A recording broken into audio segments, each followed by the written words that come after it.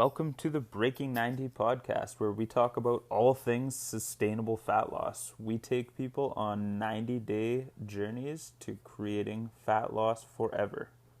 Thanks for listening. I hope you enjoy the episode. Hey everyone, welcome back to the Breaking 90 podcast. I'm your host, Jerrika Rydell, my amazing co-host, Kelly Sarlo, and we're two of the coaches of Breaking 90 Fitness. Thanks everyone for listening. Hey Kelly. Hey, how are you today, Jer? I'm doing pretty well. As you know, and this is not talking about anything sad, but my grandmother's in the hospital. She's doing well. We're positive. But what I wanted to talk about hospitals is the food. Yep. So I've been very fortunate to not have spent much time in my life in a hospital. And I am absolutely floored by the shit quality of this food. And it doesn't even get created, like doesn't even get made in Sudbury. So they get food shipped from not even Sudbury. And then it's already pre-made, and then they microwave it or heat it up in some type of way and then serve it to these people. And it smells so terrible. Like I can't even begin to describe. My granny, who is, in my opinion, the best cook in all of Ontario, refuses to eat it, of course. And so happily I'm bringing her meals, but it's just, I was so astonished by a place that's supposed to be for healing and you know, time to get better. It's like, we know as health coaches that nutrition does exactly that. Food does exactly that. So anyways, I've always heard it, but to finally experience it firsthand, I'm completely shocked. Yeah, it's probably one of the saddest things that we have in this country. Yeah. And to know we have access to so much better. Yeah. Education as well as resources, and we're just not. Absolutely. It's all just for money. And it's interesting. I've done a little bit of work through schooling in different hospitals, and don't get me wrong, I've seen definitely better hospitals with better foods. But still it's a general consensus between most people that work, you know, in these locations, and it's a common theme of conversation, and it's just sad. Mm-hmm. That's my rant for today. I'm glad that she has you, and I'm glad that, you know, you've got the time, energy, and desire to do that for her. Although I'm not as good of a cook as she is, but she's taught me a few things. I don't know if your bar is hospital food. I'm sure you're great. Yeah, anything's better than that. I'm winning. Yeah. Awesome. Okay, Kelly, I have a topic for you that relates to one of your reels that we posted of you. And it was a reel of you saying, if time is a limited and precious resource, how is your schedule reflecting what you say are your priorities? Mm-hmm. So today I'd like to dive more into priorities and how to truly figure out what your priorities are.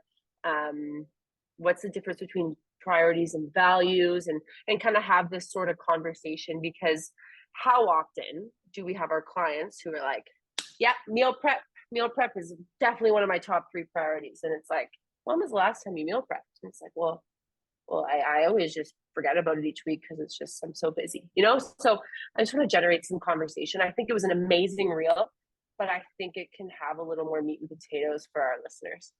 Cool. You do such a great job of pulling out these topics, and I'm very appreciative of it. So first, you brought up, like, what's the difference between priorities and values? And I really like that, but I want to actually start with the difference between priorities and responsibilities, right? Yeah, okay. Those can actually be 2 different things. And I think for most people, values isn't necessarily on their radar, right? Right. It's too hard of a thing to access, or too difficult of a thing to access right off the hop. So if I can look at what I know I'm responsible for, that we can wrap our heads around really quickly, right?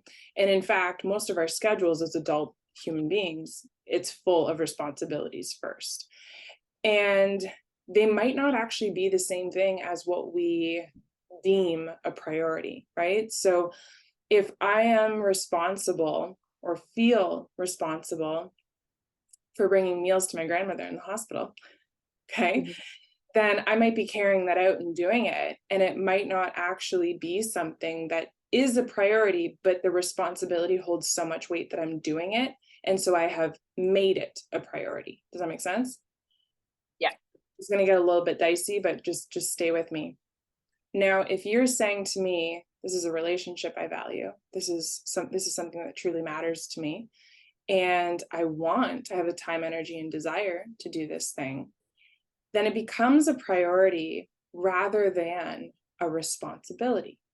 Does that make sense? Yes. Because at any point, if you said, Grandma, I have a crazy busy week, I cannot show up this week, I'm sorry, I want to, but I can't, we can alleviate the responsibility and turn to our agenda and go, okay, what is the actual priority? Maybe it's training for work. Maybe it's traveling for work. Maybe it's your kid has, appointments or whatever. So those things can shift. That's why I'm saying priorities and responsibilities aren't necessarily the same thing. Sometimes they are, right? If you're in a domestic partnership with someone where you have had a really healthy conversation about the roles and responsibilities within your home, and you have said, here are the list of chores I enjoy or semi-enjoy doing, I'm willing to, without too much resentment, then maybe, yes, I have accepted them as responsibilities. This has been an agreement, a consensual conversation between you and your partner, and they are both a responsibility and a priority throughout the week. Right? So your schedule may actually reflect both of those things because they're one and the same, right? Right. Yeah. Now, those same chores that you accepted as your responsibility, you could just not do them. You could just not make time for them in the week. And now we understand that it's actually not a priority for you because you've decided, I'm not making room for them. I prioritized something else. Does that make sense? Yeah. So again, that's kind of just drawing different or giving different scenarios to illustrate the difference between the two. Okay. Now let's talk about values so that we can come back to what we just talked about. If in that same domestic relationship, you have sat with your partner and said, I value teamwork, I value healthy communication between us, not just how I conduct myself, but what we are putting into this relationship together. I value, humor and connection and all of these wonderful things. Well, when you decide to break down responsibilities, then I want to look at, okay, so responsibilities aren't the most fun thing I've agreed to. However, what I value in this relationship under this household that we share, that means that I want to make those responsibilities a priority because it's going to maintain what I value in this relationship. So they all feed back into each other. Does that make sense? Yes, that makes so much sense. Cool. Now, I might be in a domestic partnership where I do value all of those things and I have agreed to all of those chores, but my partner is not meeting my needs. And I don't know how to talk about it. And I don't know how to bring that up. And I'm just kind of going along to get along because I don't want to ruffle any feathers. And all of a sudden, those things that I agreed to in terms of responsibility, I'm no longer getting to. Doesn't necessarily mean that they aren't your responsibility, obviously, anymore. And it doesn't necessarily mean that you don't want it to be a priority. But now I'm acting out in a way that is communicating, I'm unhappy with the way what I value is not being met. And so it's a cry out to say the relationship needs addressing. Does that make sense? Yeah. Okay. And I'm bringing all of this up so that people can maybe pause and have to listen to this a few times. But how they can understand that, well, once I know what I value and I'm responsible for and what I want to prioritize, how come I still have a hard time figuring out how to keep my agenda or my schedule in check? Why am I struggling so bad, in different seasons? Well, is a relationship suffering? Therefore, you have compromised your priorities and responsibilities. Does that make sense? Yeah. Have I not clarified what I value? And so it is a priority, but I don't really know how it contributes to the big picture of my happiness. Therefore, I'm not making the time because I can't see its true impact. That also makes sense? Yes. Okay, I like to do lots of check-ins. I apologize. I love it. I know I do because it's good. It makes me really reflect on it. And I'm sure the listeners are appreciating the pause too. Good. Okay.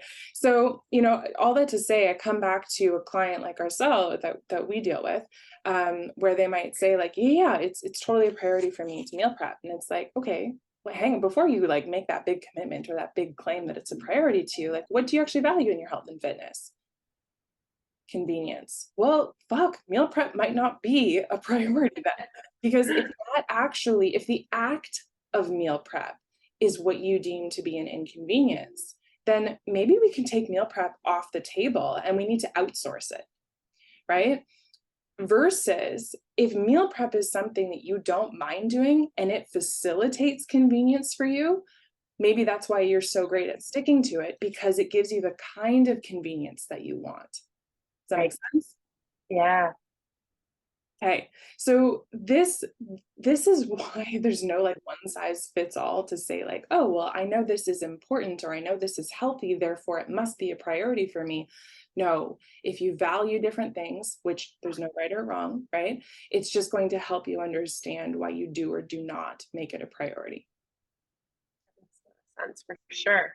And Oh. even as some like you think about the classic, like, movement's a priority for me. I mean, I'm talking as if I'm a random client. But it's always the first thing to get kicked. I block it in, like I make it into priority. It's in my calendar, but it's the first thing to get kicked off the calendar when things go crazy. Right.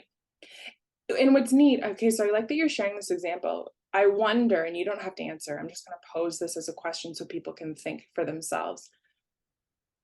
What degree of life craziness happens for you to cancel it? Because I would be willing to bet that there's a certain level, if we're looking on a scale from 1 to 10, that maybe if life gets crazy between a 5.5 to a 7, it might be the first thing that gets kicked off your list.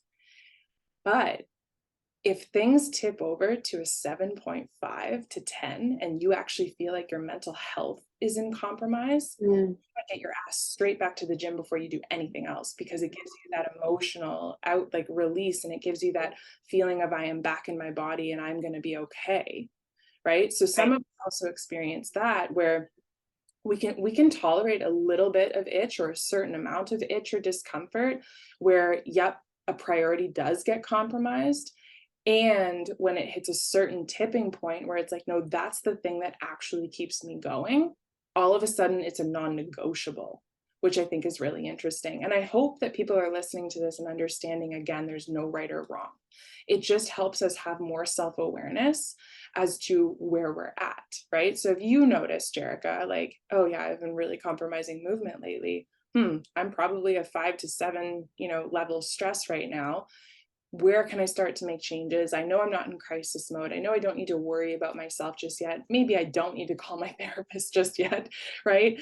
But once I start making it a non-negotiable and I start getting angry that people are asking me to move it around, I need to look out for myself in a different kind of way. Yeah, that's cool that you said that last line. It's interesting. It'll help define which is a kind of that non-negotiable versus, one that gets kicked off, or a priority that gets kicked off the schedule. When you say, if someone, let's say your boss happened to, okay guys, I'm just changing a meeting, it's now at this time, and it's like, that's where you had your movement block. If you get that feeling of like, I need this is my movement time, that's a really good kind of a way to differentiate between like, this is a non-negotiable for me, I need this movement time, versus, oh yeah, I'll just do it later, maybe. That's I like that line that you said. Yeah, and this actually kind of dips into a lot of other stuff that I do talk about, is the universal law of flexibility, right? So flexibility is an important thing, and that doesn't mean don't be consistent. It just means that we have to be able to access flexibility so that life can go as smoothly as possible. So when a boss says to you, oh, sorry, we had to switch this meeting time around, a good, healthy person, no, let me correct that. I don't want to say good. A healthy person can reframe that and go, okay, responsibility has trumped my schedule. I have this, I have this duty to this job first. So how can I create flexibility within my schedule to get back to this thing that I love, right? If it's brushing up against you just with that, just that quickly with little notice, and you're flying off the rails that this is just so not okay, we've got a maladaptive behavior happening there where that needs addressing, right? Versus some people are so flexible, and I'm putting this in quotation marks, where it's like, yeah, I'll figure it out, no big deal. But they know they're not going to get back to it. They know they're not actually going to take care of themselves or reprioritize themselves. They're going to allow for any excuse to allow them to be derailed, right? That's not being flexible. That's actually self-forgetting. Yeah, that makes sense. Yeah. And that, we can see that in a schedule too. So when you say, talk to me about, is your schedule reflecting your priorities? Well, maybe my overuse of flexibility is actually making my priorities, it's shuffling them around so that my schedule isn't reflecting my priorities, right? Right. And we can hang our martyr hat sometimes on, oh, I'm just so flexible, it's okay, like no big deal. But within us, we're kind of simmering that we aren't really getting our needs met because we're actually being too flexible. Yeah, definitely. Yeah. Cool. Yeah. I love it. Where you wanted to go today? Above and beyond. Oh. So Alex and I, if you're listening and you've been a long time listener, Alex and I did a podcast on prioritizing and scheduling, and we kind of broke it down in just more simplified terms of how to put your priorities into your schedule. Whereas I was exactly hoping that this would turn into, and I knew it would, a different look on what the word priority means. And so I'm glad I headed in that direction. Cool. Thank you. Awesome. Is there anything else you'd like to touch on before I wrap things up? No, I would imagine you'll probably come back with even more fun questions for a different podcast one day. That's right. Excellent. So I'll leave everybody with a tip today. Oh, that's awesome. Okay, so this was actually brought up on one of our recent coaching calls, if you're a client, but if not, I think it's important for us all to share with the typically change in schedule, whether this is likely coming out in sometime in the summer, and your kids, if you have them, are home, and maybe you're off on holidays, and really this is just to remind you to embrace the different activities that this season has to offer, and embrace the activities with either your loved ones or your children. So it circles back to what Kelly had talked about on a different podcast, if you've been listening, but it's just, if your kids are playing badminton in the backyard and you had a workout scheduled in the basement for this time, but you would really like to go join them, replace that workout with your badminton game and go have a good time, sweat, and get a workout out there. So it's just that reminder that, talking about what we talked about today and being flexible, if your family time is something you value, and, just tying it all together, do it. Go out and enjoy this different season and these different activities, because it doesn't last very long, and it can definitely make you soar in places that you haven't worked out in a long time. Yeah. I'm sure we can all think of a sport or an activity that's like shocked us big time. Yeah. Awesome. We'll leave you guys there for today. So thanks everyone for listening, and I hope you enjoyed today's episode. As always, if you have anything you'd like us to talk about, don't hesitate to reach out, and we'd love to bring one of your topics to our podcast. Have a great day, everyone.